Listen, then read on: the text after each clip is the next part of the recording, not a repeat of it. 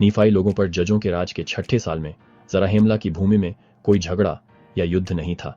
ये शांति का समय था, लेकिन इस शांति के बावजूद लोग बहुत दुखी थे। उन्होंने अपने भाइयों, अपने झुंड और अपने खेतों को खो दिया था और उनके अनाज के खेत लेमनियों द्वारा नष्ट कर दिए गए थे। हर किसी के पास शोक करने का कारण था। उनका मानना था कि ये परीक्षाएं उनकी दुष्टता और उनके घिनौने कामों के कारण भगवान का फैसला थीं। इस एहसास ने उन्हें अपने कर्तव्य के प्रति जागृत किया। उन्होंने चर्च को और पूरी तरह से स्थापित करना शुरू कर दिया। बहुत से लोगों ने सिडोन नदी में बपतिस्मा लिया, परमेश्वर के चर्च में शामिल हुए और अल्मा के हाथों बपतिस्मा लिया, जिन्हें उनके पिता ने चर्च का महायाजक नियुक्त किया था।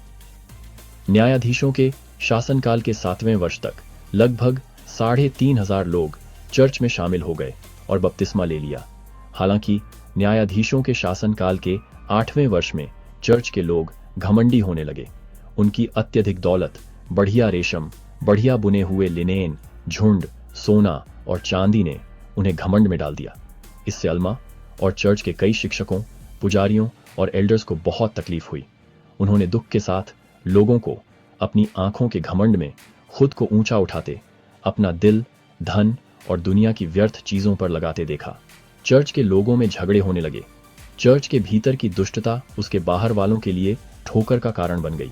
जैसे ही 9वां साल शुरू हुआ, अल्मा ने चर्च की दुष्टता और गैर विश्वासियों पर उसके नकारात्मक प्रभाव को देखा, जिससे वे अधर्म में और आगे बढ़ गए। उसने लोगों के बीच बड़ी असमानता देखी। कुछ लोग अभिमानी हो गए, जरूरतमंदों, नग्न, भूखे, प्यासे, बीमार और पीड़ित लोगों की उपेक्षा करने लगे।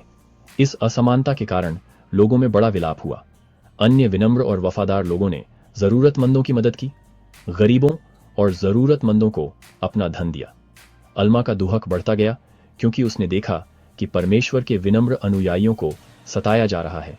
जवाब में अल्मा ने एल्डर्स में से एक बुद्धिमान व्यक्ति नीफयाह को चुना और उसे लोगों की दुष्टता और अपराधों के अनुसार कानून बनाने का अधिकार दिया। नीफयाह को मुख्य न्यायाधीश नियुक्त किया गया और लोगों पर शासन करने के लिए न्यायपीठ पर बैठाया गया। हालांकि अल्मा ने महायाजक का पद बरकरार रखा, खुद को पूरी तरह से महायाजक पद के लिए, वचन की गवाही के लिए और रहस्योद्घाटन और भविष्यवाणी की आत्मा के लिए समर्पित कर दिया। अल्मा ने नीफयाह को न्यायपीठ सौंप दी और पूरी तरह से लोगों को प्रचार करने और उनकी सेवा करने पर ध्यान केंद्रित किया।